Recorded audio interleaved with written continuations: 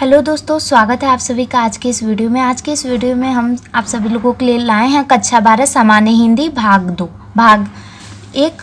इससे पहले वाले वीडियो में बना है। अगर आपने वो वीडियो नहीं देखा है तो आप नीचे डिस्क्रिप्शन बॉक्स में इस वीडियो के नीचे लिंक रहेगा, उसमें जाके आप देख सकते हैं हमारे वीडियो को। नहीं तो आप हमारे चैनल को सर्च कर प्रजापति स्टडी क्लासेस पे आप जाके ये वीडियो देख सकते हैं, इससे पहले वाला। तो हम आप सभी लोगों के लिए लाए हैं अयोध्या सिंह उपाध्याय हरिऔंध लेखक हैं और इन्होंने पवन दूती का पद्य में लेखन किया है। रचयिता हैं अयोध्या सिंह उपाध्याय, उन्हीं का हम लेखन लेकर आए हैं। तो इसमें हम आपको बताएंगे संदर्भ, प्रसंग, व्याख्या। तो चलिए स्टार्ट करते हैं इसके आगे का। इससे पहले वाले में हमने आपको टोटल 6 प्रसंग बताया है, जिसमें से हमने 6 को 2-2 में एक को करके टोटल 3 हमने पद्य बताया है। अब इसके हम आगे शुरू करते हैं। ये देखिए 7वां है, लेकिन वैसे तो हम 2-2 एक में करके बता रहे हैं, तो ये इस तरह हमारा चौथा है। लज्जाशीला पथिक महिला जो कहीं दृष्टि आए, होने देना विकृत वसना तो न तू सुंदरी को, जो थोड़ी भी श्रमित वह हो गोद ले श्रांति खोना, होठों की और कमल मुख की म्लान लाए मिटाना, कोई क्लांता कृषक ललना खेत में जो दिखावे, धीरे धीरे परस उसकी क्लांतियों को मिटाना, जाता कोई जलद यदि हो व्योम में तो उसे ला, छाया द्वारा सुखित करना तप्त भूतांगना को। ये है हमारा पद्य। अब इस पद्य का हम संदर्भ देखेंगे, प्रसंग, फिर व्याख्या। संदर्भ होगा हमारा प्रस्तुत पद्यांश हमारी हिंदी पाठ्य पुस्तक हिंदी में संकलित अयोध्या सिंह उपाध्याय हरिऔंध द्वारा रचित पवन दूती का शीर्षक कविता से उद्धृत है या लिया गया है। अब हम इसका प्रसंग देखते हैं। ये जो हमारा पद्य है, इसका अब हम प्रसंग जानते हैं। जो राधा जी हैं वो पवन दूतिका को संदेश वाहक के रूप में बनाई हुई हैं और उसे भेजते हुए, कृष्ण के पास भेजते हुए कहती हैं कि उसे मार्ग में मिलने वाले पथिकों का उपकार करना है और उपकार करना है, उन लोगों के दुखों को हरना है। जबकि वो खुद इतनी दुख में हैं, रो रो के वो बावली हुई सी हैं, उनके दुख की चिंता और अधिक बढ़ी हुई है, फिर भी उन्हें अपने से ज़्यादा दूसरों की चिंता है और पवन दूतिका से कह रही हैं कि मार्ग पड़ने वाले पथिकों के दुखों को, उनकी म्लानताएं को, उनके कष्टों को दूर करे, उन्हें हर्षित करे, उन्हें खुश करे। तो ये था हमारा प्रसंग। अब हम इसका व्याख्या देखेंगे। इस समय कृष्ण की विरह अग्नि में जलती हुई राधा जी पवन दूतिका को समझाते हुए कहती हैं कि हे पवन, लज्जाशीला पथिक महिला जो कहीं दृष्टि आए, यदि तुम्हें मार्ग में कोई लज्जावंती स्त्री दिखाई दे तो होने देना विकृत वसना तो न तू सुंदरी को। क्या कह रही हैं राधा जी पवन दूतिका को कि यदि मार्ग में कोई लज्जावंती स्त्री दिखाई दे तो तुम उसके वस्त्रों को उड़ने मत देना, विकृत वसना, उसके वस्त्रों को उड़ने मत देना, उसके वस्त्रों को उससे दूर मत जाने देना। तो थोड़ी भी श्रमित वह हो गोद ले श्रांति खोना, ओठों की और कमल मुख की लाएं मिटाना। यदि वह थोड़ी भी थकी हुई लगे तो उसे गोद में लेकर उसकी थकान को मिटा देना। जो वो लज्जाशील स्त्री है, लज्जावंती स्त्री है, उसके वस्त्रों को पहले तो तुम उड़ने मत देना, साथ में अगर वो थकी हुई है तो उसको गोद में लेकर उसकी थकान को मिटाना, मतलब उसे शीतलता प्रदान करना। साथ ही उसके होठों की, जो कमल सदृश उसकी होठ है, जो कमल समान उसके सुंदर होठ हैं, उसकी मलिनता को हरने मत देना, दूर मत जाने देना, बल्कि उसके होठों की जो खूबसूरती है, उसकी कमल स्वरूप जो उसका होठ है कमल समान, उसके होठ की सुंदरता यूं ही बने देने रहना। कोई क्लांता कृषक ललना खेत में जो दिखावे। राधा जी आगे कहती हैं पवन दूतिका से कि यदि तुम्हें मार्ग में कोई क्लांता कृषक ललना खेत में जो दिखावे, यदि तुम्हें मार्ग में कोई खेत में काम करती हुई थकी हुई स्त्री दिखाई दे, क्लांत मीन्स थकी हुई स्त्री दिखाई दे, तो तुम धीरे धीरे परस उसकी क्लांतियों को मिटाना। तो धीरे धीरे उसके पास पहुंचकर अपने स्पर्श से उसकी थकान को मिटाना। जाता कोई जलद यदि हो व्योम में, तो उसे ला छाया द्वारा सुखित करना तप्त भूतांगना को। फिर उसके आगे क्या कहती हैं, साथ ही आकाश में बादल के दिखाई देने पर उसे पास लाकर उसकी छाया के द्वारा उस पर थकी हुई स्त्री का जो धूप से व्याकुल हुई है उसको शीतलता प्रदान करना। किसके द्वारा? बादल को उसके ऊपर लाकर, अगर सर के ऊपर छाया ला दें तो शीतलता प्रदान करेंगी। तो वही कह रहे हैं कि तुम जाके आकाश में बादल के दिखाई देने पर उसे उसके पास लाकर उसकी छाया के द्वारा उस थकी हुई स्त्री की शीतलता प्रदान करना, उसे आराम पहुंचाना, उसको उसकी थकान को दूर कर देना तुम। ये था इस पद्यांश का व्याख्या। अब हम आगे बढ़ते हैं। जाते जाते पहुँच मथुरा धाम में उत्सुका हो, न्यारी शोभा वर नगर की देखना मुग्ध होना, तो होवेगी चकित लख के मेरू से मंदिरों को। आभा वाले कलश जिनके दूसरे अर्क से हैं, देखे पूजा समय मथुरा मंदिरों मध्य जाना। नाना वाद्यों मधुर स्वर की मुग्धता को बढ़ाना, किंवा लेके रुचिर तरु के शब्दकारी फलों को धीरे धीरे मधुर रव से मुग्ध हो बजाना। अब हम इसका जो प्रसंग है, जो संदर्भ है, वो वही इससे पहले वाला ही है। प्रस्तुत पद्यांश हमारी हिंदी पाठ्यपुस्तक में संकलित अयोध्या सिंह उपाध्याय हरिओंद द्वारा रचित पवन दूतिका शीर्षक कविता से उद्धृत है। ये जो है ना, ये अयोध्या सिंह उपाध्याय हरिओंद इन्हीं द्वारा रचा गया है पद्य है। तो यही इसमें हर जगह यही संदर्भ रहेगा हमारा, हर जगह बस प्रसंग बदला रहेगा इस पाठ में केवल। तो अब हम इसका प्रसंग जानते हैं।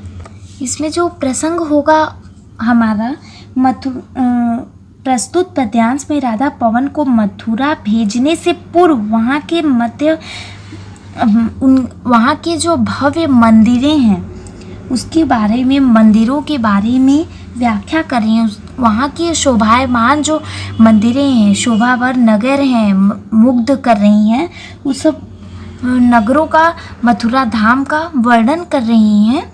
तो यही इसका प्रसंग है कि तो इसे लिखेंगे कैसे? प्रस्तुत पद्यांश में राधा पवन को मथुरा भेजने से पूर्व वहाँ के भव्य मंदिरों की शोभा का बखान कर रही हैं। अब हम इसका व्याख्या जानते हैं। इसकी व्याख्या जो होगी हमारी वो होगा कृष्ण के पास पवन को भेजने के क्रम में राधा उनसे कहती हैं, किनसे कहती हैं? पवन दूतिका से कहती हैं। क्या कहती हैं? मथुरा नगरी की जो शोभा है वो क्या है? बहुत ही ज़्यादा अद्भुत है। जाते जाते पहुँच मथुरा धाम में उत्सुका हो। तो क्या कह रही हैं कि मथुरा नगरी की जो शोभा है वो क्या है? बहुत ही ज़्यादा अद्भुत है। वहाँ पहुँचकर तुम स्वयं ही उसकी सुंदरता को देखने के लिए लालायित रहोगी, उत्सुक रहोगी वहाँ। किंतु ऐसे में तुम अपनी उत्सुकता को रोक मत लगाना, क्योंकि अगर तुम रोक लगा लोगी तो तुम उसकी उत्सुकता को, उसकी सुंदरता को तुम देख नहीं पाओगी। अपितु नगरी की अनपन जो शोभा है को देखकर उस पर मुग्ध होना। इसके आगे क्या कर रही हैं कि उसकी सुनहरी शोभा वर नगर की देखना मुग्ध होना। देखिए साथ में दो दो चीज़ कर रही हैं। एक तो कर रही हैं कि वहाँ पहुंचकर तुम उसकी सुंदरता को देखकर ललायित होगी। सभी मार्ग में पड़ने वाले को रोकने के लिए कह रही थी, लेकिन आगे क्या कह रही हैं कि मथुरा नगरी की शोभा तो बहुत ही ज़्यादा अद्भुत है, तुम स्वयं भी उसकी सुंदरता को देखने के लिए लालायित रहोगी, और ऐसे में तुम अपने उत्सुकता को रोकना मत। साथ में अनुपम शोभा को देखकर मुग्ध हो जाना। मुग्ध होंगी, लेकिन आगे देखिए क्या कहती हैं कि आगे संदेशा भी इनको पहुंचाना ही है। तुम सूर्य के समान, क्या तू होवे की चकित लख के मेरू से मंदिरों को आभा वाले कलश जिनके दूसरे अर्क से हैं। यहाँ से देखिए न्यारी शोभा वर नगर की देखना मुग्ध होना। तो यहाँ मुग्ध, तुम सूर्य के समान चमकते हुए कलशों से युक्त, यहाँ देखिए कलश आभा वाले कलश, सूर्य के समान चमकते हुए कलशों से युक्त सुमेर पर्वत। देखिए कितनी बड़ी उपमा दे रहा है। सुमेर पर्वत जैसे ऊंचे ऊंचे भव्य मंदिरों को देख विस्मित रह जाओगी, चकित रह जाओगी। लख के मेरू से मंदिरों को मीन्स मतलब क्या कह रहा है, कलशों से युक्त सुमेर पर्वत को देखकर तुम बड़े बड़े भव्य जो मंदिरें हैं, सूर्य के समान चमकते हुए कलश से युक्त हैं, सुमेर पर्वत वहाँ पे पड़ता है, तो वो सब देख के तुम चकित रह जाओगी, आश्चर्यचकित विस्मित रह जाओगी। फिर आगे क्या कहती हैं, देखे पूजा समय मथुरा मंदिरों भव्य मध्य जाना, नाना वाद्यों मधुर स्वर की मुग्धता को बढ़ाना। आगे क्या कर रही हैं, जब मथुरा के मंदिरों में पूजा अर्चना की जा रही होगी, उस समय तुम वहाँ जाना और बज रहे वाद्यों की आवाज़ में आवाज़ मिलाकर, अपने आवाज़ को भी उसमें मिलाकर उसकी मधुरता को बढ़ाना।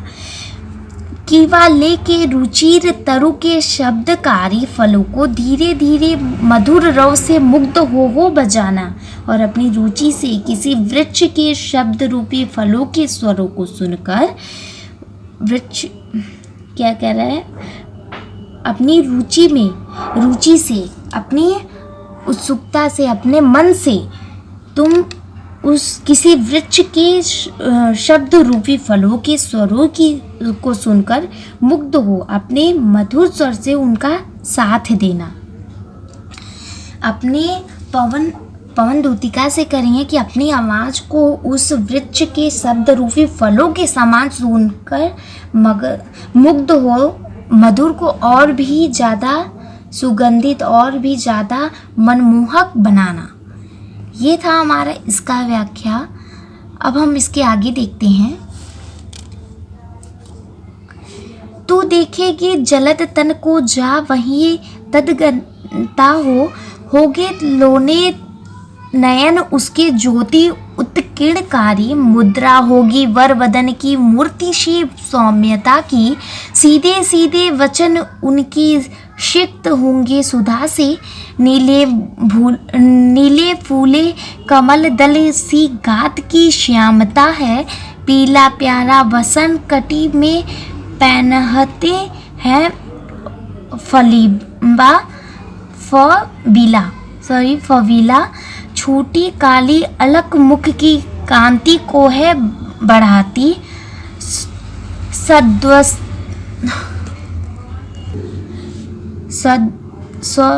सद्वस्त्रों में नवल तन की फूटती सी प्रभा है। अब हम इसका संदर्भ भी बता ही चुके हैं, इससे पहले वाला ही संदर्भ होगा। प्रस्तुत पद्यांश हमारी पाठ्य पुस्तक हिंदी में संकलित अयोध्या सिंह उपाध्याय हरिओम द्वारा रचित पवन दूतिका शीर्षक कविता से लिया गया है। अब हम इसका प्रसंग जानेंगे। प्रसंग बताने से पहले अगर आप हमारे चैनल पर नए हैं तो हमारे चैनल को सबसे पहले सब्सक्राइब कर, बेल आइकन पर प्रेस कर हमारे वीडियो को सबसे पहले पाने के लिए बेल आइकन पर प्रेस कर और पर सेलेक्ट कर दें। और अगर आप हमारे टेलीग्राम ग्रुप से नहीं जुड़े हैं तो उसका नीचे डिस्क्रिप्शन बॉक्स में लिंक मिल जाएगा। अगर आप हमारे व्हाट्सएप ग्रुप से नहीं जुड़े हैं तो उसका भी लिंक आपको नीचे डिस्क्रिप्शन बॉक्स में मिल जाएगा। तो चलिए अब प्रसंग इसका जानते हैं। इस जो पद्य है 11-12 जो पद्य है, तो इस यानी ये छठवां है हमारा, हम क्योंकि दोनों एक ही में मिला के बता रहे हैं। तो इसका जो प्रसंग होगा वो है, प्रस्तुत पद्य में पवन को दूत के रूप में मथुरा भेजने के क्रम में राधा उसे मतलब पवन दूतिका को श्री कृष्ण की पहचान बता रही हैं। यही हमारा केवल प्रसंग हुआ। श्री कृष्ण की पहचान कैसी है, वो कैसे पहचानेंगी पवन दूतिका, उसके बारे में राधा जी पवन दूतिका को बता रही हैं या दूत को बता रही हैं। तो हम जानते हैं आगे कि राधा पवन से कहती हैं कि तू देखेगी जलद तन को जा वहीं तदगता हो, मथुरा जाने पे तुम बादलों जैसे श्याम वर्ग वाले काले देखिए श्याम वर्ग नीले रंग के, देखिए तू देखेगी जलद तन को जा वहीं तदगता हो। राधा जी पवन दूतिका से कहती हैं कि मथुरा जाने पर तुम बादलों जैसे श्याम वर्ण वाले कृष्ण को वही उन्हीं से तल्लीन होकर देखोगी, उन्हीं के समान, उन्हीं की तरह बादलों के समान ही तुम देखोगी। होगे लोने नयन उनके ज्योति उत्कीर्ण कारी, उनकी जो सुंदर आँखों से प्रकाश निकल रहा होगा, उनके सौंदर्य प्रकाश निकल रहा होगा। मुद्रा होगी वर बदन की मूर्ति सी सौम्यता की, सीधे सादे वचन उनके सिक्त होंगे सुधा से, और उनके सुंदर सौम्य मुख को देख ऐसा प्रतीत होगा जैसे कोई मनोहर सौम्य मूर्ति हो। तुम्हें उनके बोले हुए शब्द अमृत समान लगेंगे, अमृत से सींचे हुए से प्रतीत होंगे। उनके जो स्वर होंगे, स्वर में इतनी मिठास होगी कि अमृत समान होगा, और उनकी सुंदरता जो होगी वो मनोहर एकदम मन मुग्ध कर देगी, वैसी उनकी सुंदरता होगी। ये उनकी पहचान बता रही हैं राधा जी।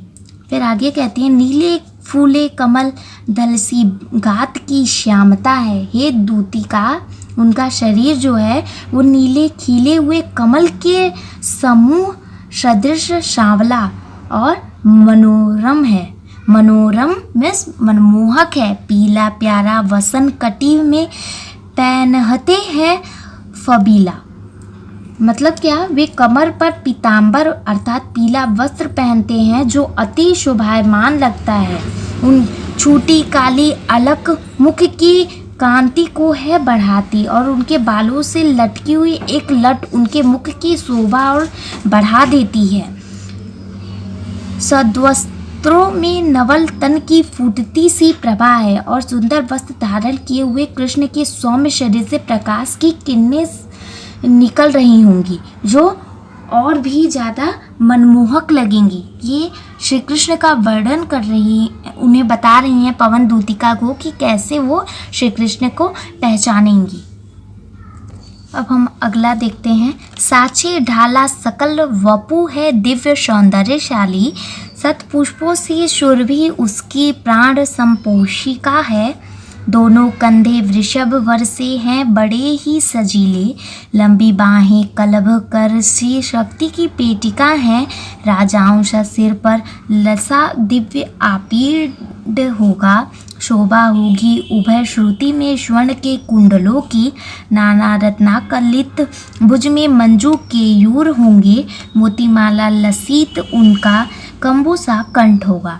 इसमें संदर्भ हमारा प्रस्तुत पद्यांश हमारी पाठ्य पुस्तक हिंदी में संकलित अयोध्या सिंह उपाध्याय हरिओं द्वारा रचित पवन दूतिका शीर्षक से लिया गया है। अब हम इसका प्रसंग जानेंगे। इसका प्रसंग क्या होगा?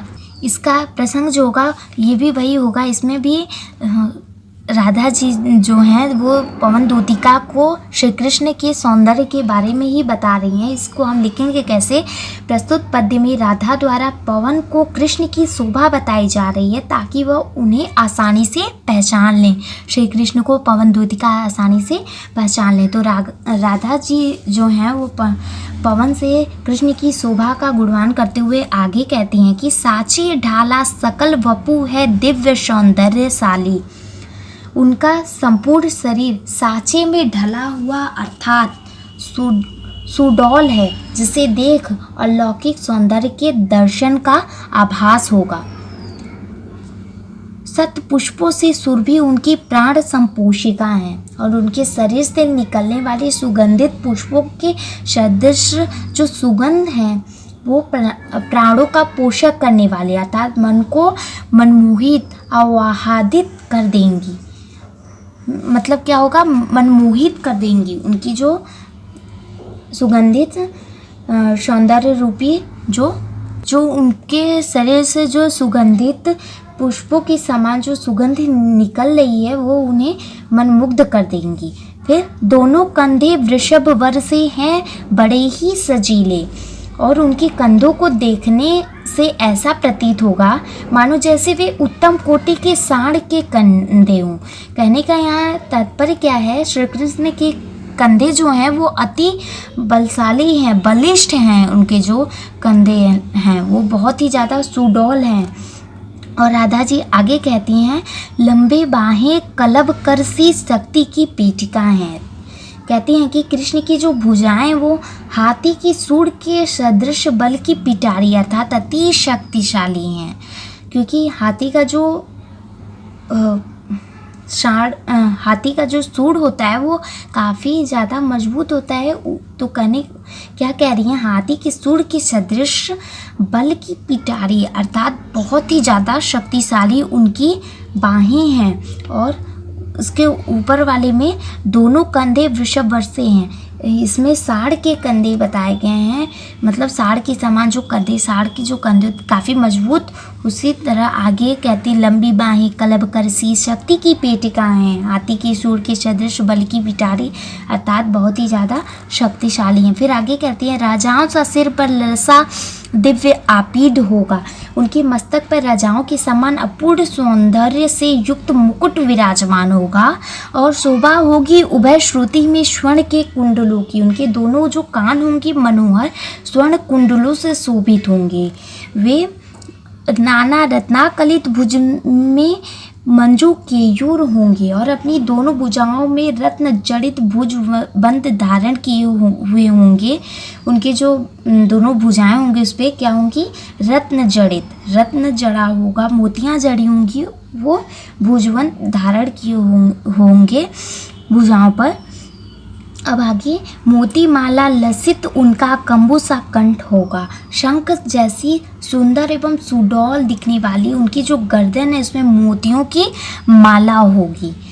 ये राधा जी ने दूतिका को श्री कृष्ण की सौंदर्यता को बताया है, उनके रूप को बताया है, जिससे जो पवन दूतिका है वो भटके ना, वो श्री कृष्ण को आसानी से पहचान पाएँ। तो इस वीडियो में इतना ही। अगर आप हमारे चैनल पे नए हैं तो सबसे पहले इस चैनल को सब्सक्राइब कर बेल आइकन पर प्रेस कर ऑल पर सेलेक्ट कर लें हमारे वीडियो को सबसे पहले पाने के लिए।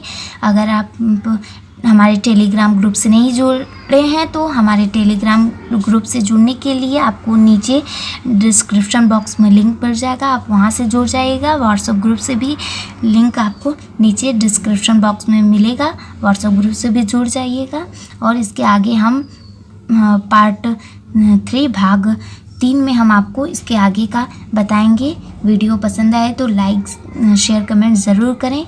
धन्यवाद तब तक के लिए।